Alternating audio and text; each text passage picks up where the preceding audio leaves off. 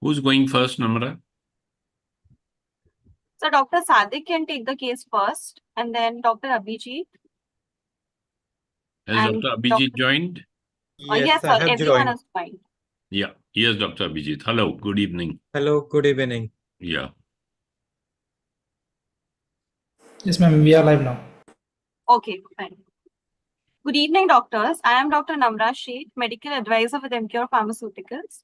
A very warm welcome to all of you on this digital platform for another exciting session on no thrombosis workshop series on acute ischemic stroke. It gives me immense pleasure to welcome our course director for today's session, who is Dr. N.R. Richaporia, sir. Sir is the director of the neurology department at Sahyadri Hospital, Nagar Road, Pune. Sir has been part of the first neuro ICU and neuro-intensive care of Pune. He has been a pioneer in thrombolysis treatment for stroke in India, has the credit of delivering more than 300 public lectures and workshops on stroke.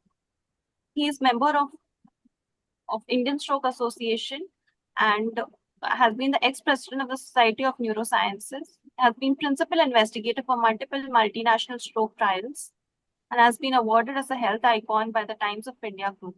We welcome you, sir. Thank you for being on board. Thank you. Thank you for the warm welcome. Our moderator for today's session is Dr. Anshu Rohatgi. Sir is consultant neurologist and professor of neurology at Sir Gangaram Hospital, New Delhi. Sir is the secretary at the Delhi Neurological Association, the joint secretary at the Association of Neurologists in Clinical Research. Sir has been the principal investigator for multiple trials and has the credit of 47 publications in various reputed national and international journals.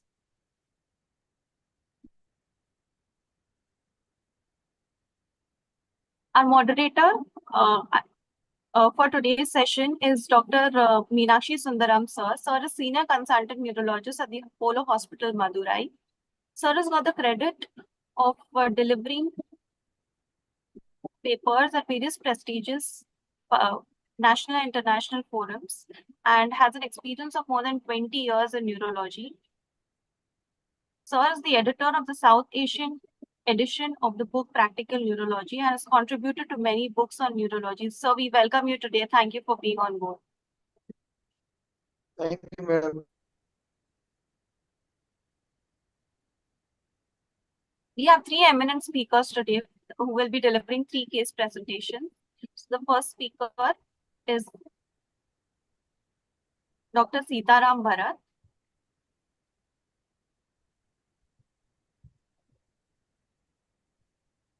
Sir is consultant neurovascular interventional radiologist at Gitanjali Medical College and Hospital, Udaipur. He has an experience of over 10 years in interventional radiology. He is a life member of Society of Therapeutic Neurointervention and has publications in various national and international journals. He is the principal investigator of various international trials and is peer reviewer for Journal of Clinical Interventional Radiology, Curious. We welcome you, sir. Thank you for being on board. Thank you.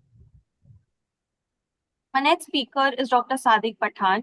Sir is consultant neurologist at Sahyadri Multi-Speciality Hospital, Pune. Is a life member of Indian Academy of Neurology, Indian Stroke Association, and has credit of multiple national publications in national and international journals. We welcome you, sir. Thank you. Thank you. Our third speaker is Dr. Abhijit Sawant. Sir is consultant and HOD of the emergency department at Medicover Hospital, Navi Mumbai. Sir has been associated with the emergency department at Kokila Bay in Dhirubhai and is consultant and department in charge at Reliance Hospital, Koparkharani.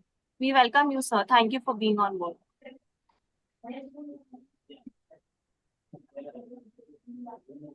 Now, without much ado, I would like to hand over the session to Dr. Richaporia, sir.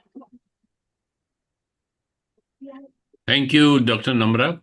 It gives me great pleasure. Now, we've been conducting this no thrombosis program for the last 1.5 years, and I must say that there is a lot to learn. I've learned a lot of very interesting cases, and we've had extensive discussions, and I'm sure it will benefit all the speakers. and the audience to join this forum. And I am very, very happy to welcome Dr. SMS Dr. Meenakshi Sundaram. He's from Madurai. He's a very dear friend of mine and extremely good neurologist. And I think he's done wonderful work in stroke. And it'll be a pleasure to listen to him also. So, welcome, Dr. Meenakshi Sundaram. How is everything in Madurai? Namaste, sir. Fine, sir. Very fine, sir. Yeah. I just came to know that, largest producer of jasmine flowers is Madurai. Yes. Oh, That's yes. true? Yes. And Yes, they sir. make jasmine scent, It's and it is exported sent all everywhere, over the sir. world. Yeah.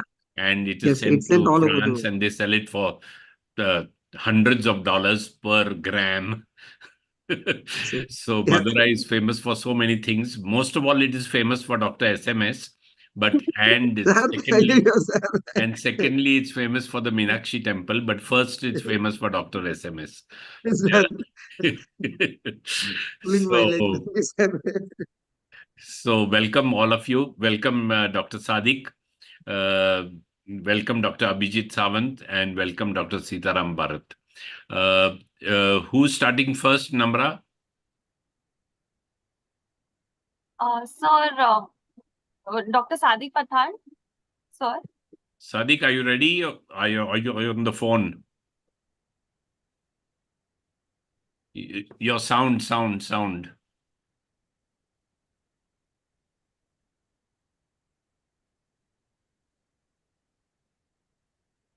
I'm ready, sir. I'm not been given the option to share yet for the files. So I was just speaking with this one to allow me the access to share my file. Yeah. Namra, do you have Dr. Sadiq's slides? So option is already there, so you can see the green color button, the share screen button, sir. Yeah, now it's come. Yeah, we can't see it yet, huh? Yeah, now it's come. Yeah.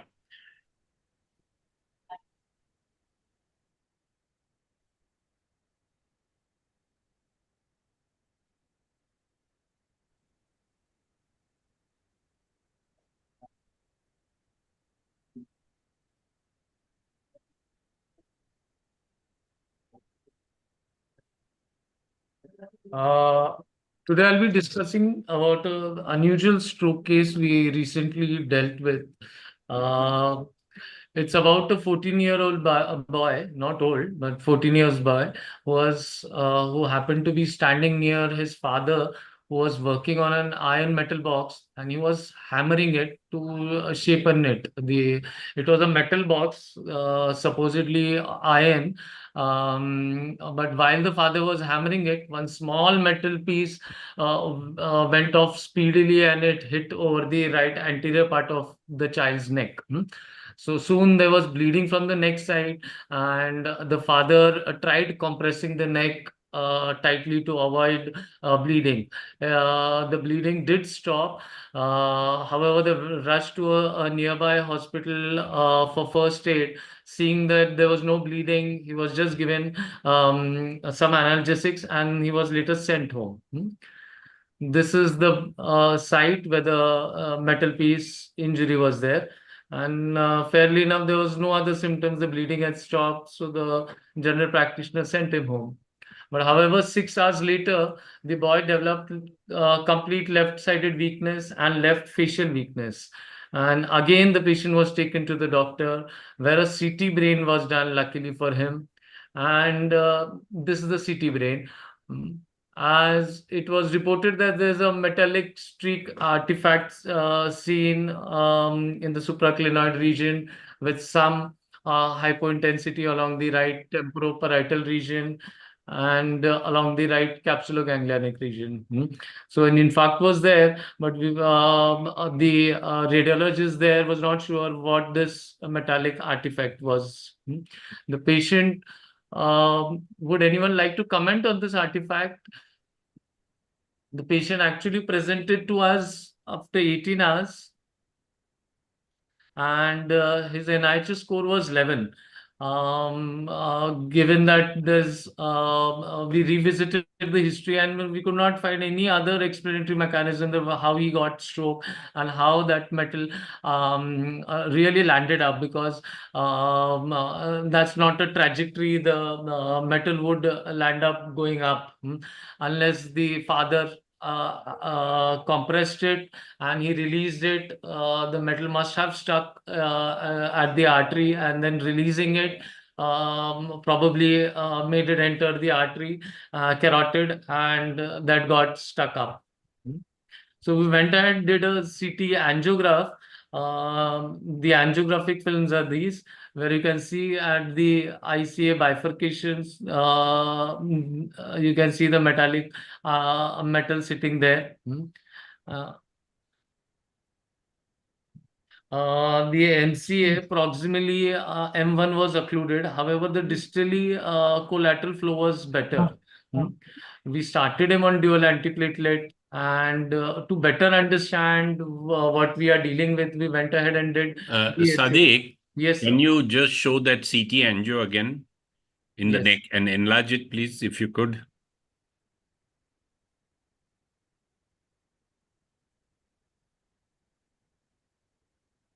Can you enlarge it?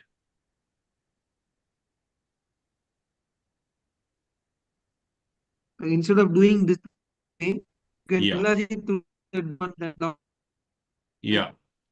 Anshu, Yeah, we good can. to just see below you. that. Yeah, next to that. Yeah, nice to see you, sir. Long time. You are keeping Yeah, well. yeah, good to see you.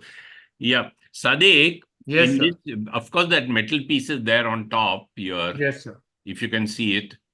But there seems to be a nipple here in the common carotid artery. Yes, sir. Yes, sir. There is a Yeah. nipple there, and Yes, sir. yeah, continue. Yeah, so that's what we thought. Ki probably that's a pseudo aneurysm, and from there only the metal must have entered up. But it was the trajectory is very odd for it to go up, unless the father must have compressed and then released. So that's why it must have landed up.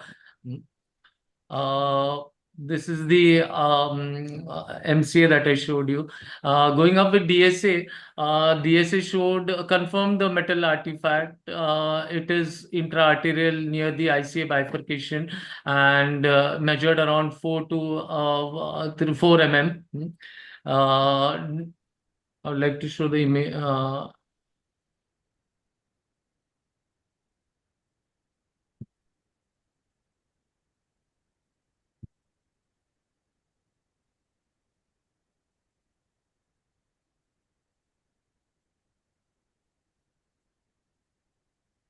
On right common carotid injection, you can see there is a two pseudoaneurysm formation. The medial one is more larger than the lateral one, actually. So that was dicey. If the metal entered here, why the aneurysm is more on the medial part.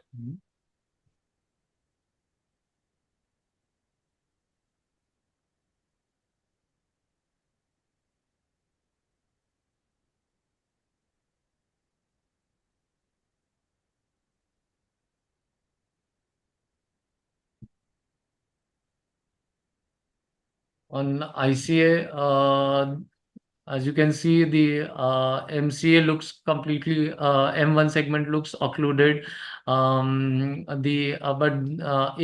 There's sluggish flow even in the A1 segment of the ACA, but retrogradely from the other side, the A2 and A3 branches were filling up.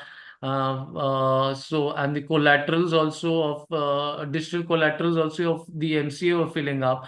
So we were faced with various issues whether to intervene it or not. Given the scenario, there were other issue was that the anterior carotid artery was also very closely arising. We decided aspiration could be deferred because the MCA tissue had already infarcted since the patient had presented late to us 18 hours, and it was a very sharp metal size, 4.4 mm. There could be risk of while removing it intravascularly, it may cause more harm rather than benefit.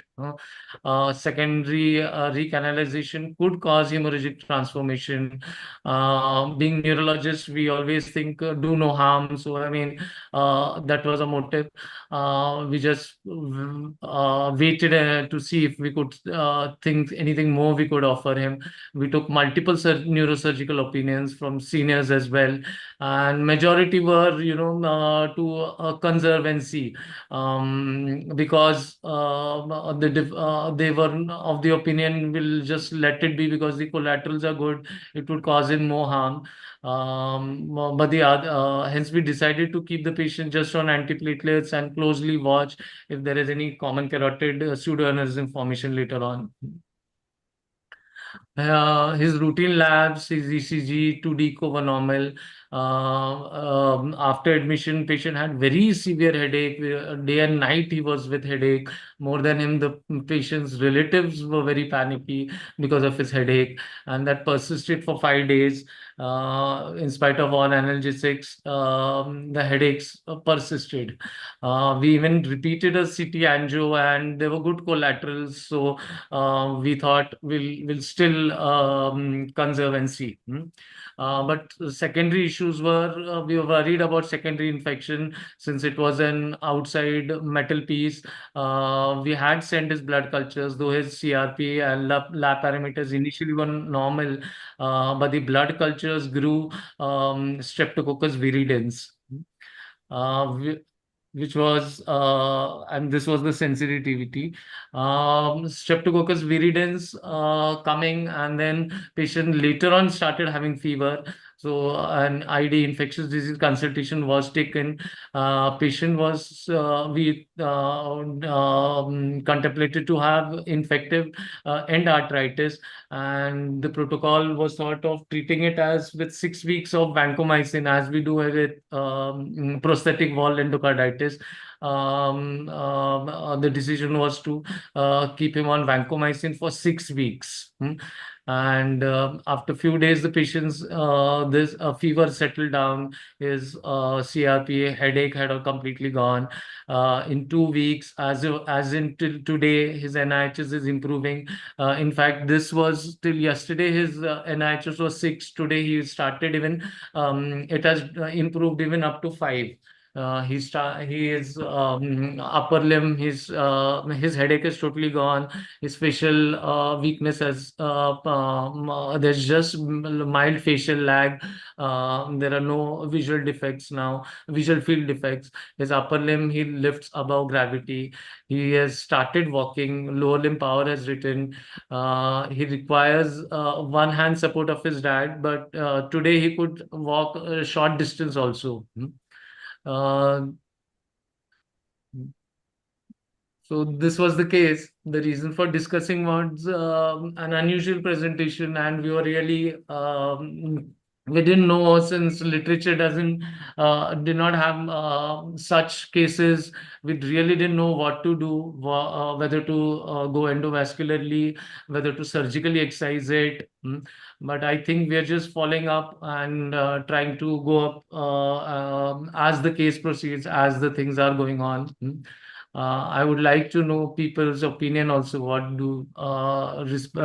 I think I've consulted Chapure sir also. Sir, what do you feel also? Yeah, we'll ask Dr. Anshu. Sir, this is very, very unusual. I think this is such an unusual case that you will not find anything in the literature. I think you have to go by your own common sense and what your colleagues have advised you. And I think he is improving. The patient is improving. So I think this is something which is worth publishing,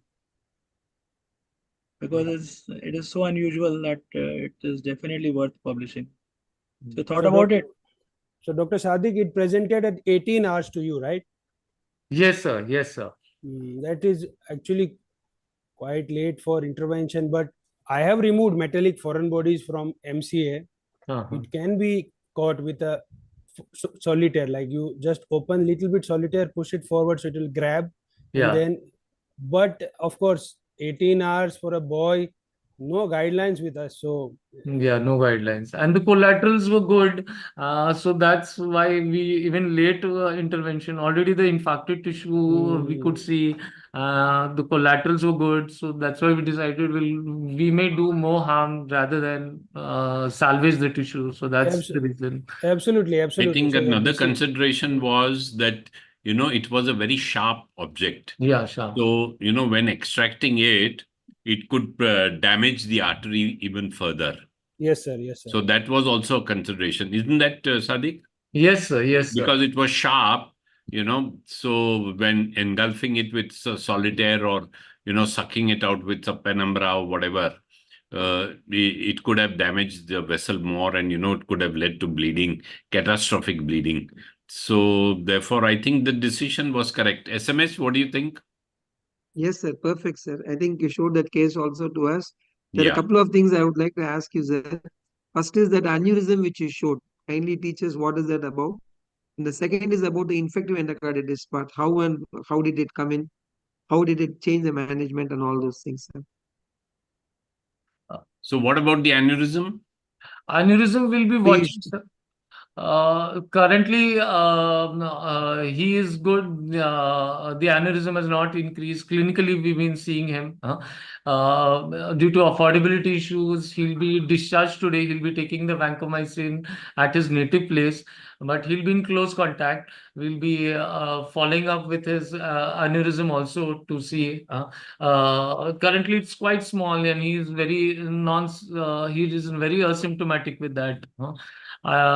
I'm just worried after 6 weeks, if later on also we'll be asking him to keep that infective endocarditis prophylaxis if for any dental extraction, any other thing as we go for prosthetic valves.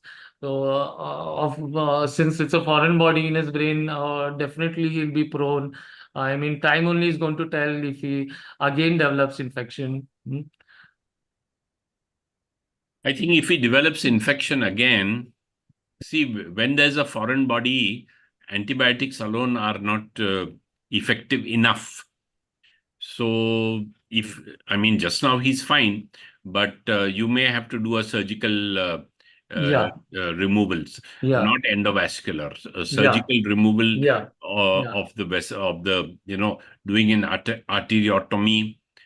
So you'll need a really skillful person to do it, because if the infection continues, then you will have to do that. Yeah. But Yeah. if the infection is not there, I think just let it be. True. Because otherwise, doing such a major procedure, you may damage the vessel even more. And luckily, these young people, even with large MCA infarcts, they do reasonably well. There is so much plasticity for a 10-year-old that, of course, they may have a little fatiobrachial weakness. It's on the left side, no? Right side of the brain. It's on the right side? Right side Right of the side, brain sir. and left Right facial side. brachial. Right side of hemiparesis, no? Yeah. Left hemiparesis. So, yeah, they could have, he could have some cognitive impairment because of the large MCA infarct. But with the brain plasticity and all, these young people, they can lead a fairly normal life, I think. And already he's walking, with support, and NIHS has come down to 5. So over the next 3 months, I think his modified ranking scale should come down to 1 or 2. Hopefully. Maybe there will be little hand weakness and little dexterity issues. But if he doesn't get fever again, then I think I'll just let it be. That is my opinion. If he gets fever, I think then we'll have to open up that vessel and take that risk. No. SMS, what's your view? Yes, sir. Yes, the same thing. When you looked at the angio which you showed, it was a fantastic angio, because all in the middle was hypodense and all around the blood vessels were just their cortical vessels. Everything was actually perfusing all around the infarcted area. That's the reason why probably it came better. And I don't think we can just call it collateral, because it is natural collaterals which has been happening, because this guy, no way would have got any ischemic lesions in the past. It should be natural collaterals existing for him. That's why he has become better. What is your guideline for that aneurysm, sir? What are you going to do about that neck aneurysm? You will just wait and watch. Would you Nothing do to an be done, angio I again think. later, or you will No, just see? nothing to be done. No, I will you don't be think I don't think repeating an angio we to should see the worry too aneurysm? much. Unless it is expanding and pressing on some hypoglossal nerve or something. Otherwise, just let it be. Because the aneurysm means it has just, that's the point of penetration. And that vessel wall has been weakened there, because you'll see it at two places, so it's penetrated and probably hit across also and then Across gone also, up. yeah. Gone up, But yeah. I feel this is a case worth presenting to some international journal, because artery to artery embolism of a foreign body.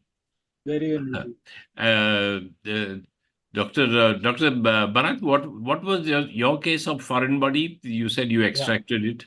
Yeah, so in our case, actually, cardiology colleagues, they were doing a ASD repair. So the metal marker which is there on top of their sheath Okay, had that broken thing. down and gone. Yeah. Okay. So it was Yeah, also but metal. this is a totally unusual case. This is and amazing. amazing. Yeah. Sadiq, you must present this. I mean, you must Yes, publish this case. Publish. It's definitely. worth publishing. Worth publishing. Huh? Worth publishing. Yeah, and the other metallic sheets, they will not infect. I mean, they are already. This is an outside foreign one. Yeah, this is an external Yeah. artery to artery embolus. This Yeah. is one maybe in a millennia this will happen. Huh? What? Once in a millennia, this kind of thing will happen. You never see. That's why I told Sadiq, yeah, you must present this case. And though there is no tenective place given. My only thing is, had his sir, what do you feel? Had his father not compressed it? Abhi, yaar, see, he was bleeding, no. Oh. So you have to The compression would bled to have death, yeah. displaced it. He would have died, yeah, with all that bleeding. Maybe. Because if it's penetrated the carotid, it'll bleed like a tap. And the bleeding will hit the ceiling on top, The pressure is so much that he had to press it. I mean, the reaction of anyone when you see bleeding is to press it, no? Who would think that it will go into the carotid and then into the MCA and produce a stroke? Nobody in their wildest imagination would think of it. So first reaction would be to stop the bleeding. Okay, great. It's really phenomenal case, sir. Extraordinary fantastic case. Huh? Extraordinary case, sir. Yeah. I mean, wouldn't imagine this really. Yeah, Sadiq. Thank you so much, Sadiq. Thank you. Well presented also, and very well discussed, I must say. Thank you. Yeah. So shall we go on to the next case? Yes. Yes, sir. Yeah. Who's going? Namra, who's going? Dr. Abhijit, Dr. Abhijit, sir, will you take the next case? Yes, sure. Let me just share the screen.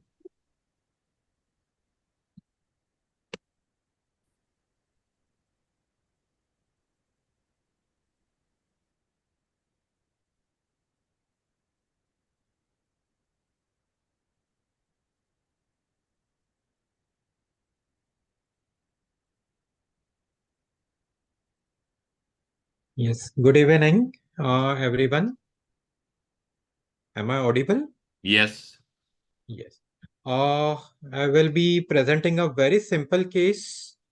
I'm Dr. Abhijit. I'm emergency physician. Sorry to interrupt, sir. So can you make it on the slideshow mode? Yes, got it? Yeah. Yes, sir. Yeah. So I will be presenting a very simple case that we had around a year back. We had a 63 years old male patient who presented with bilateral upper and lower limb weakness and dysarthria. All this started around 60 minutes back. There was no obvious seizure-like activity noted by any of the relatives. Patient initially when presented was slightly confused when he came to our ER. So whenever we have a suspected stroke patient, first thing We go ahead with ABCs, vital parameters. He was slightly tachycardic. Pressures were okay, 130/84. Sugars mainly, HGT was 122 mg per dl. Not minute. HGT was 122. So he was definitely not a hypoglycemic patient. On clinical examination, his GCS had slightly improved. It had become from 14/15 to 15/15. Pupils were bilaterally equal, reacting to light, and NHS was 16. He had weakness in his both right upper limb and the left limb as well. The other parameters. Right upper limb and left upper limb. The left upper limb and right upper limb as well. Even the lower limbs, bilateral limbs were involved. So right side was involved more as compared to the left side. So he was quadriparetic. He was almost quadriparetic. He was moving his limbs, but with great difficulty, he was almost quadriparetic. So we had a suspicion whether he had something like seizure episode or something, but then we came to know that he had a past medical history. He had a history of seizure as well, and he had left hemiparesis 2 years back, for which he required right MCA mechanical thrombectomy. After which patient had improved significantly and his MRS was just 1. He used to do all his routine activities on his own. So we had to activate our code stroke, and immediately we ended up shifting the patient for MR angiography, brain and neck plane. So this is in my institute, we prefer MRI scans over CT scan. In case if there's any patient in the MRI department, we quickly offload that patient and take the stroke patient on first priority. So for him, fortunately, we were able to shift him from the ER to MRI within 8 minutes of the patient's arrival. And these were the initial MRI findings. So the findings that we got were within 16 minutes, we were able to receive the angio part as well. We did a diffusion, a flare, followed by an angio. And we can obviously see an occlusion over here. So immediately the relatives were counseled. Luckily for us, it was very easy to counsel the relatives as patient had already had a history of stroke, and relatives were aware of the treatment for ischemic stroke. So the decision from the relatives was also quicker. They gave us consent for thrombolysis immediately. And we were able to thrombolize the patient with injection tenecteplase of 14 mg. So what we did was, after this angio itself, we immediately thrombolized the patient on the MRI table itself. And followed by that, the other MRI sequences were done. And at the end of those, after almost 12 minutes of thrombolysis, we were able to do a recheck angio for him. And you can obviously see the blood vessels. There was a good flow, and there was obviously a good thrombolysis in this case. So patient on presentation, he had an NHS of 16, and after thrombolysis, after 12 minutes, when we were able to take the patient out of the MRI department, we rechecked his NHS, it was 3. Patient was walking, talking, he was able to get down from the MRI table and walk out of the MRI department. He was speaking, he spoke with us, he thanked us for the prompt intervention. So his NHS had definitely improved after this quick thrombolysis. So what we follow is, we have a stroke team which comprises of neurologists, neurosurgeons, intervention radiologists, emergency physicians, critical care physicians, and radiologists. So whenever we get a stroke patient, we immediately activate a code stroke, and all of the team members immediately receive a message And so we are able to quickly take care of these patients in case the MRI and all, in case if the senior neurologist or critical emergency physicians are not available in the department, at least the radiologist sitting at home can immediately give us the report, and we can discuss and take a consent about take a decision about whether the patient requires thrombolysis or has to be managed in any other way, whether the patient require intervention radiology, some mechanical thrombectomy or anything else. So this is one of the stroke protocols that we follow. So one thing I would like to stress over here, uh, I'm in emergency field since last 15 years. Earlier, I remember we used to thrombolize definitely with Actilase. But there was one difficulty that we used to have. We had to wait either till the MRI was over and then thrombolize, or give bolus of Actilase and then continue with the infusion. But for that, we required a very long PMO line and keep the infusion pump outside the MRI department. So it used to be very difficult. Plus, the monitoring used to be difficult in such cases. But definitely, tenectilase has definitely helped us because it has definitely helped to decrease the door to needle time. Here we are able to thrombolize the patient in the MRI department itself, and at the end of thrombolysis again, we can redo an angio sequence and check whether the vessels have opened up or not.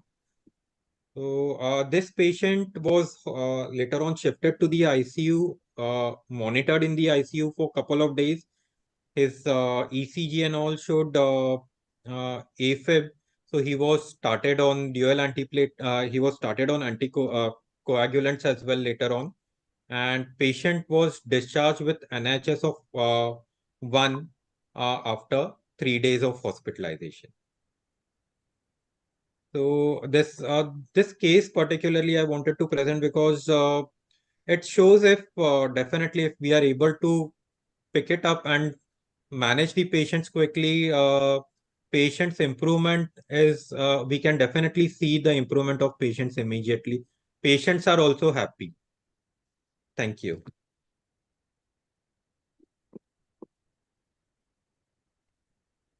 Yeah, this is the great advantage of early door to needle time. And everyone stresses on this early door to needle time. This is a well-known fact that earlier you treat, the prognosis is better. And very clearly it is shown. And this is a case of VENI. VENI means very early neurological improvement.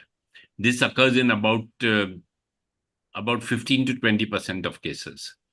And but what I'm surprised is, that he had a previous stroke. He was never diagnosed as AF before. He had a bypass, you said, no, previously? He had an IHD and he has undergone PTCA. PTCA. Yes, Okay. earlier So, also. on follow-up, this many times I'm finding that even cardiologists are not picking up AF. And recurrent stroke in this thing is mostly it is because of AF only and cardioembolic. So very, very often, even cardiologists are not picking up AF. We have to be very careful, especially with a cardiac history, picking up AF and anticoagulating them as primary prophylaxis. So now, of course, we have to give secondary prophylaxis with preferably a NOAC. Which drug had we given for AF prophylaxis? Later on, yes, he was started on NOACs itself. Yeah, I think NOACs is the way to go. But I would implore, many cardiologists, many times I've seen this, that patients had AF. It is documented AF also. And they've been visiting the cardiologist, but people have not started on anticoagulants. So there is a big treatment gap in the use of anticoagulants in AF, not only with general physicians or with GPs, but also with cardiologists. So I think this is a one big gap. And of course, you have done extremely well. Your door-to-needle time is excellent. And because of the excellence of your stroke pathway, you could help this patient. And, many times this is an LVO, but it appears like a distal M1 or M2. So very, very often on this forum also and in real life also, we have seen that tenecteplase seems to be better in large vessel occlusion rather than actylase. It has an edge. This has been shown in some trials also. It's not only anecdotal. That LVO's tenecteplase is better, but you should use. I think now very standard is you should use 0.25 mg per kg. Yeah, though on the product insert it is still 0.2 mg, but all over the world now for LVO especially, we are using 0.25 mg per kilogram. So maybe you could alter that a little bit. It makes a difference of about 3 to 4 ml, 3 to 4 mg of tenecteplase. So 0.25 is the way to go. Though it's not in the product insert, I know that, but I think that's become more or less standard all over the world.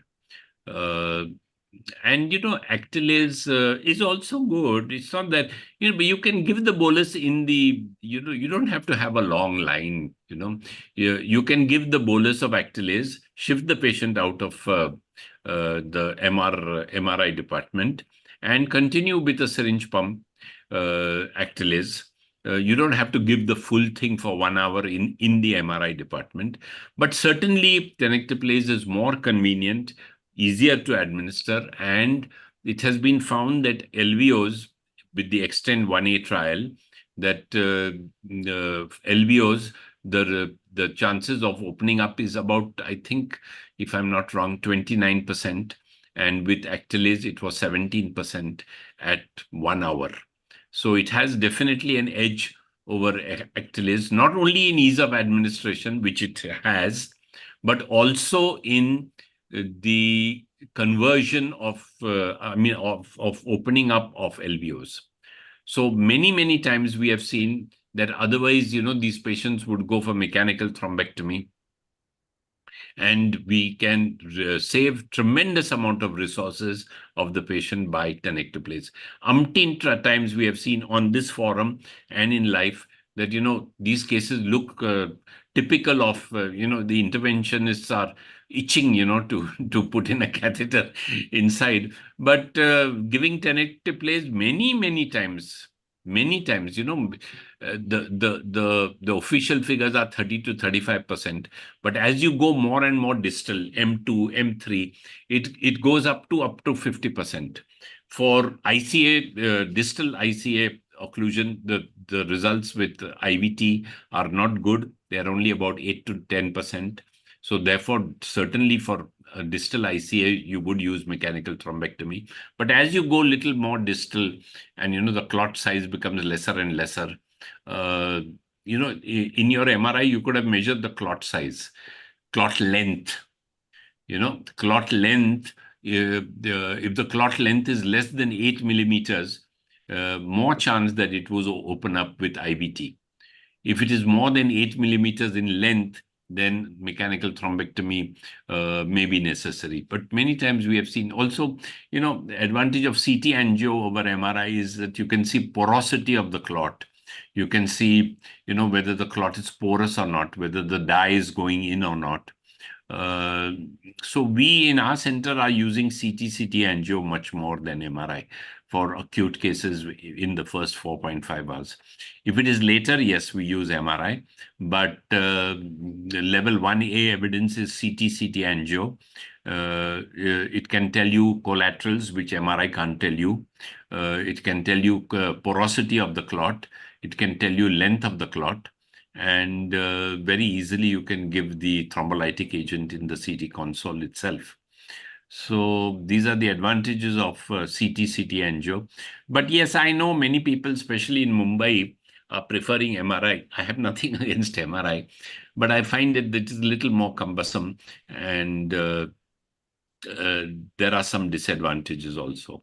So, Dr. Anshu, would you like to say something else? I think the two things are very important. I think this case has shown is that door to needle time is very, very important, because I think that's why we had a very good response. The second thing, they have a very good this thing protocol, and we also have this similar kind of protocol, which is known as we have made a code gray. So the moment we have a stroke patient, the person in the casualty activates the code, and everybody, like, we have a similar team, everybody gets activated. And we are using an MR protocol now. We have been using it for now number of years, so we are more comfortable with an MR. Of course, when we find it difficult to do an MR, we do a CT angio, of course, but we do an MR protocol. And we have seen number of times patients waiting for a thrombectomy, they can't afford it. The cost, of course, is prohibitive in our country. Asking anybody in the dead of the night to bring about 5 to 6 lakhs of rupees for a procedure is a very, very difficult thing. And we have seen patients who have said that they don't have the money and we can't get it. Then we have given tenecteplase, and we have got some of these patients have done really well. So I think I really what Dr. Iksepuria said is absolutely true, that some of these patients may do well. And I think only the distal ICA, where I think the clot volume may be a little larger, maybe we will not be able to use it. But I think the extend IA TNK really showed that tenecteplase for large vessel occlusion is at least, I think it's in the guidelines also. The AHA guidelines also say that if you have a LBO, then tenecteplase is better than Actilize. So I think this is important. Yes, Dr. SMS? Thank you very much. Sir, nice case, sir. Very nice. And especially when you showed the angio before and after, no, it gives a nice feeling to see the vessel blocked and then it is open, give a nice feeling. As sir said, nowadays we have shifted to completely 0.25 mg. After the ACT data, you can read that. After that, everybody is now using only 0.25. Even in the data which sir quoted for us, which is the extend IATA TNK trial, they are also use only 0.25, I think. And the benefit is that in LVOs open up, that's what we actually want. We want less number of patients to go for mechanical thrombectomy when they have a large vessel. And that is what is achieved. That is the Bruce Campbell data you can read. Around 20% for altiplase, vis-a-vis only 9% for altiplase in those large vessel occlusion. That means a big boon for us. Almost 10% people have to go less often for mechanical thrombectomy than not. That's one thing. Only thing which I want to clarify was the clinical findings were not very correlative. Any comment on that? I'd like to learn from sir also. The clinical findings were not very fitting into this. The NIHSS as well as the weakness part which you said, no, I didn't get it really, sir, actually. Yeah, I got confused in the beginning when Abhijit was presenting. I thought, it was a Posterior. basilar artery, this thing, because he Posterior was circulation quadriparetic. stroke. But what I'm thinking now is that, he had that previous stroke, and maybe there was some, the brain got, hypoperfused, and therefore he looked quadriparetic, but actually he was not quadriparetic. So that is what I thought, as he was presenting. But this Veni, it is magic, and these patients, Abhijit, will bless you forever. He came paralyzed and he came out walking. So this is also called the Lazarus phenomenon. Lazarus, this is a story of Jesus, and this Lazarus was dead, and then Jesus came at his tomb and visited Lazarus, and Lazarus awoke from the dead. So it was a miracle. So I don't know whether these miracles occur, but these are miracles, This fellow has come with NIHs of 16, and within minutes his NIHs become 3 and 2 and 1. So it is a miracle. So this is the miracle of stroke thrombolysis. And these patients, they will send you biryani, and they will send you whiskey bottles, and they will send you God knows what else on Diwali. So, and they will become friends of yours for life. So, it's so satisfying. This like magic, they improve. Like magic, once that thrombus dissolves, or even after mechanical thrombectomy, magic here. On the cath lab table, the fellow starts moving. He was totally grade 0, and he becomes grade 5 on the cath lab table after removing that clot. So these are the real wonders of stroke thrombolysis and mechanical thrombectomy.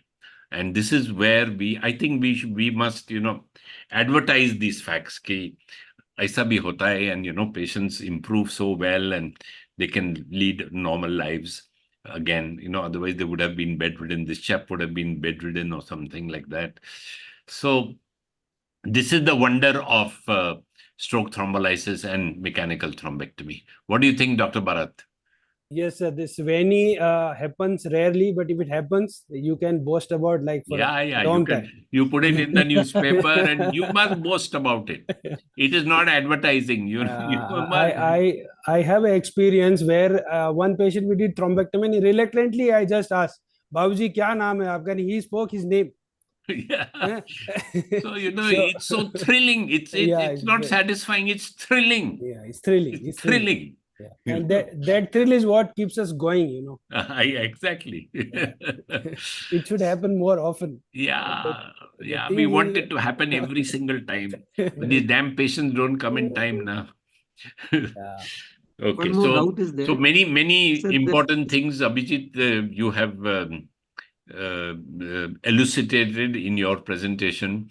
The value of stroke code, the value of early treatment, the value of the IVT in with tenecteplase in LVOs, the concept of Venni and Lazarus's phenomenon, and the use of NOACs in AF, which should be used as primary prophylaxis rather than after a stroke. So many points. You said it's a simple case, but see how many points there are. Yes. And, so much to learn for everyone from all these things. Yeah, Sir, thank another you, doubt Dr. is there, Abhijit. sir. Yeah, Doubt is there. SMS, you want to The- conclude? Yes, sir. The previous one was also on the left side, right, sir? Huh? Both of them were in the same side. Where is the side? The previous No, stroke no, and different. present stroke. Different See, sides. it was on the opposite side. The previous stroke was on the opposite side. And this one was the other side. Yes. First was right MCA and second is left MCA. Left MCA. I think they were mirror images of each other. If you see the MR, Yes. if you see the MR, they were mirror That images of means there each is a other. cardiac. So that all the more tells us that you have to get for the source either It's from the heart cardioembolic. It's or from the different. aortic arch. Correct. It has to be cardioembolic. It has to be cardioembolic because it's on two different sides and MCA only. So it goes into the MCA only. Okay. And Thank we have you, to Dr. have a Abhijit. prolonged Wonderful. recording. Yes, sir. Prolonged recording holter is required in most people. And today the minimum criteria is at least 2 weeks. Now, fortunately, Of what? kits are available for Sir, Holter for 2 weeks. Holter. And But this minimum recording is here the monitor only showed AF. Yes. yeah. for him, Monitor this showed no time, AF in the ICU. yes, this time, Even- luckily for him, the monitor showed AF. Yeah. But in the previous one, he had undergone Holter monitoring for 24 hours, but it was normal. See, you have So to do that's what's- prolonged monitoring. Today the As recommendation you do is more 2 weeks prolonged minimum. monitoring, your yield increases. I mean, it stands to reason.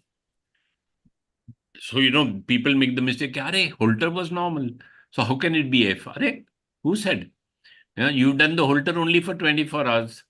The longer you do it, the more chance that you will pick up AF. So just 24-hour Holter and there is no AF is the wrong concept. So we need to change that concept. So do it if you are strongly suspecting once on right side, once on left side, different vessels. Vessels look basically normal. He's had a heart issue in the past. He's elderly. All point to atrial fibrillation. Yes, Dr. The second Sitaram, thing I think we can take the Sir, case. one more Yeah. comment, sir. Yeah. Probably Sorry. the right MCA when it was infarcted, there were some good collaterals going from the left side, I think. That's why when the left side got affected, probably it developed quadriparesis like phenomenon. How good is this thinking, sir? Is it possible? I don't know. Is it possible that in plasticity, some of his right side work was taken up by the left side? Left, that's what I'm saying. Yes, Like a that is what diastasis we or by the left suspected. was doing. I am a great proponent of the stunned brain phenomena, you get or you get diastasis. One side is Diastasis. affected, other side gets hypoperfused, or even cerebellum on the opposite side gets hypoperfused. And like how you get stunned myocardium. Why can't you get stunned the Yes, sir. cerebral, and then you open it up, and then everything like magic just improves. I mean, there are so many unknown things. I don't know whether we can answer it unless you do some, functional MRI or something like that. So as Dr. Sitaram sir was saying, probably the right brain was actually getting good perfusion from the left side in this patient because of the previous stroke. The working was coming from the opposite side. Probably But that but also but got we are affected. seeing good vessels on the right side, SMS. Right side also. Yeah, we are seeing good vessels. Okay, sir. Yeah. Okay. Yeah, Dr. Sitaram. Yeah, so I'll go ahead, sir. I'll share my screen. Is it visible? Yes. The first one is fine with me, second one is not.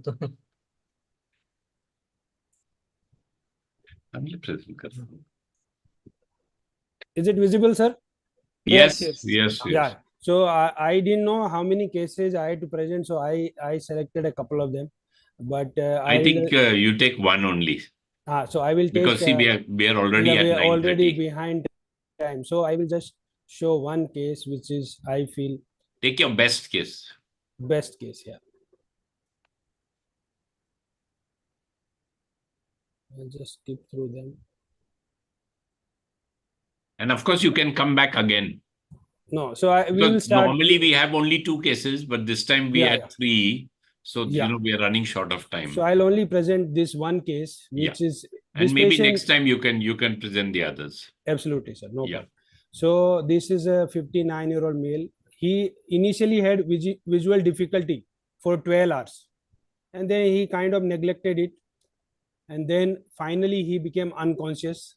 When he came to our hospital, he was unconscious for 3 hours, and then he was intubated in ER. He was already taking double antiplatelet for his cardiac condition. So initially a CT scan was done, which shows that there is this PCA territory infarct over here. And Just put slideshow. Is it not on slideshow? No.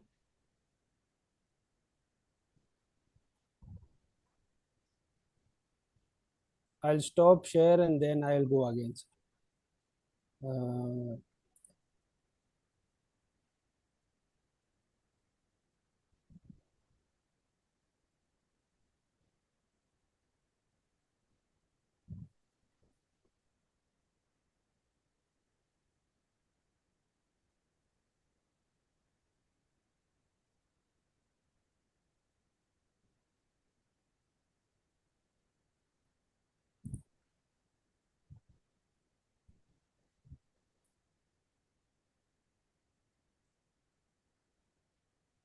Is it on now? Is it on slide share? No.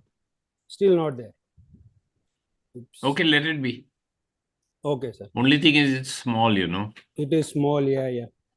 So why is it happening? So I'll just go. So you can zoom your presentation, sir, as well. On the right side corner, there is a zoom button. Is there? Right. No, just let me take.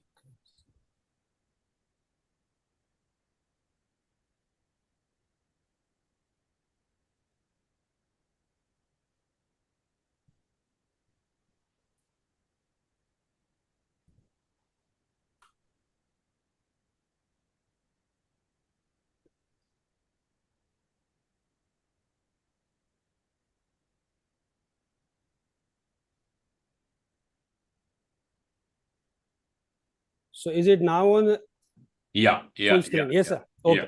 So as we can see, there is already a established infarct over here in the PCA territory, and the bacillar is hypertense. Okay. So because we couldn't explain his unconsciousness, we had to do MRI, and we found that there are some early changes here in the brainstem. This is already established infarct. The bacillar is occluded. Established infarct over here.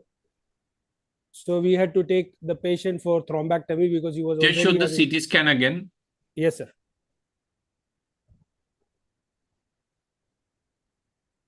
This is the CT. So hyperdense basilar over Yeah. here. There is a dense basilar sign. Dense basilar over here. Yeah. There is a basilar dot sign. Whenever the patient is unconscious, you should look for this sign. Yes, sir. So this is typical of basilar artery occlusion. The dense basilar sign or basilar dot sign. Yes, sir. Yeah. And already infarct was there over here. Yeah, So, but whenever there is a posterior circulation stroke, we have to see at the posterior fossa aspect, which is through MRI, because if the brainstem is already infarcted, then usually the intervention becomes futile. But here the brainstem doesn't look that bad, though there are some early changes here, but it doesn't look that bad. So we decided to go ahead for intervention. So we did the angiogram from the left side, and we thought probably it is occluded here, but to our surprise, this was ending in pica. So we had to come on the left side and see what is happening on the left side. And if you see on the left side, when I inject here, I see that via these collaterals, the vertebral is reforming in the neck, but I don't see any obvious origin over here. So probably there was a tight stenosis or maybe a chronic CTO, which is a possibility. But that is where the treatment decision comes forward, that we have to treat this patient, because otherwise without treatment, this patient probably will not do well. So what we have done is we somehow managed to find this small teat over here, and this is what looks like a vertebral artery origin. And we had to cross the wire. We had to take hard wire, make a loop and go. It was kind of like a subintimal angioplasty. So we did do the angioplasty, went up, and with a solitaire we managed to remove the clot. This artery also is looking very badly diseased, and this is the artery here. But luckily we could achieve TK3 flow in this patient, and because he was already on double antiplatelet, this dissection we stented it. And if you see at the end of the procedure, this patient has good antegrade circulation all the way up to the brain. So this is a stroke which was progressing. So we can say that stroke in evolution was, first he had only posterior circulation PCA infarction, and then later on he developed basilar thrombosis. So this is the CT next day. Again, if you see, I want to show this CT for one interesting thing. The area which was infarcted has now got this contrast staining because of the breakage in the blood-brain barrier, and this is not a bleeding. This is a contrast stain in an infarcted area, and the brainstem looks fine, and the basilar now doesn't look dense. And this patient really did well. If you see, he was extubated on the next day, and this patient is able to lift his both hands, and he's come out of the quadriparesis. So these are few of the things, which sir was discussing, that keeps you going. And so to discuss, this patient had right VA ostium was probably chronically occluded, or it was tightly narrowed.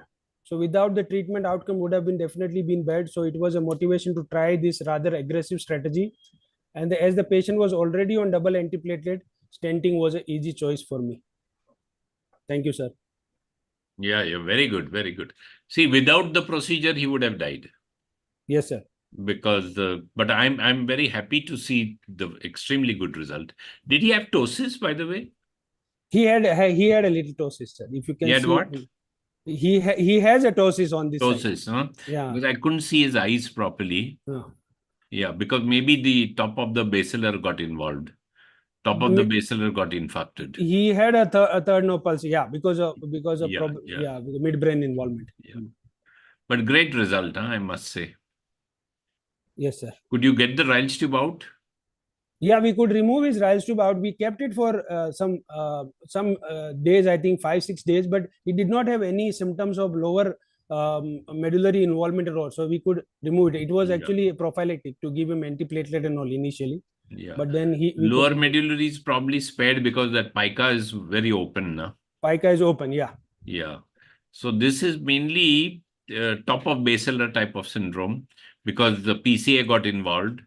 He Top had of it, basilar, yes, sir. yeah. So He had even a, if you, yeah. So very well done, I must say. Very well done. so if you see here, it is only top of basilar, sir. Yeah. Pica is paired Yeah, because yeah. one side is ending in Yeah, pica, pica is other not. pica is normal. Yeah, yeah. So that's why his brainstem, his medulla got saved, Yes, sir. and maybe midbrain was involved. That's why he was drowsy, and he's got ptosis and ophthalmoplegia. But good, I would say, guts. You need guts and glory. To get glory, you need guts. You know, so extremely good. Well done. Thank you, sir. SMS and Anshu. Amazing results, sir, really. Amazing. And, really, the posterior circulation strokes can go either way. There are patients whom we have gone in and we have opened them, and still they have progressed and we have lost them. As sir was saying, it's an amazing work, especially to see the patient having such a gratifying result, really. Phenomenal, sir. Congratulations, really. How many hours post-stroke we got him? So he had stroke in evolution. So at 12 hours he had only PCA infarction, and later on for 3 hours he was unconscious. So we probably see that it was a early 15 basilar hours. stroke. Yeah, early basilar, but Something. Yeah. Something similar to this botch data, Chinese botch data. 6 to 24 hours window. but basilar will give you more Amazing results. nightmares than glorified results. Most of the time they are saddening to us. That is my experience doing this basilar treatment, and sometimes they'll When give they you are unconscious, they will have 100 questions to ask. The first thing is that whether his consciousness will improve or not. That will be the first question. And then management of not only the stroke part, ventilation, everything is going to be extraordinary cost. Will be. yes sir, The yes cost sir. will be really baffling And because most of the time your these patients, thrombectomy, mechanical ventilation, staying in ICU, and then the patient's expecting magic results. But you have been able to provide everything, I think. I mean, not even on a ventilator, just sitting there, really amazing results. otherwise if they get end up in locked in syndrome with tracheostomy, those patients will never leave you. They No, keep these on coming. basilars, they don't survive also. Many Oh, times, yeah. So this is a very good result, I must say. And Dr. what is the Anshu? visual deficit now, sir? He, Does he he have has visual deficit? yeah, he has hemianopia because that part was already infarcted when he came. Yeah, he'll have hemianopia. Okay. So tell him not to drive, that's only. Yeah. He's not Dr. driving. Anshu? Yeah. Anshu's probably left. Okay. SMS, anything more you want to say? Or shall we wind up? Yeah. So well Thank you, done, really. Dr. Wonderful cases, really, Sitaram. sir. Very, very nice case. And listening Because to you. otherwise, as I said, guts and glory both have to go together, and very, very gratifying.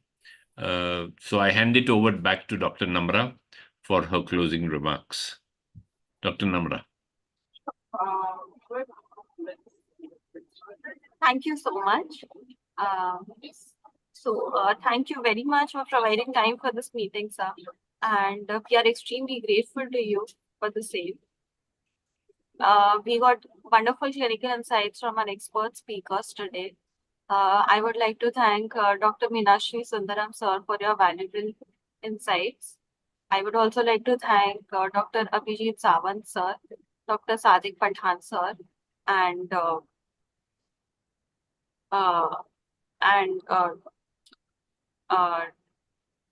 Sadiq Pathan, sir. And thank you, Sitaram Bharat, sir. Sitaram Bharat. Thank you. Thank you so much, Dr. Sitaram Bharat, sir. Thank you for providing time for this meeting. And today we have 400 plus attendees. 400 and how many? 410. Very good. So, Sadiq, 410 people have seen your case, huh? Wow. And Mo- Sitaram also. Many more has to see, sir. He has to publish it. वो तो देखेंगे Yeah, वो देखेंगे. वो देखेंगे. SMS, thank you for all your insights. As Thank you usual, very much, sir. Thank you. always smiling. Huh? This Meenakshi Sundaram, no, he is always smiling. Thank you, sir. Okay, chalo. All the best. Good night. Thank Good you, night, sir. sir. Thank Good you night. so Thank you very much. much. Good sir. night, sir. Good night. Good night.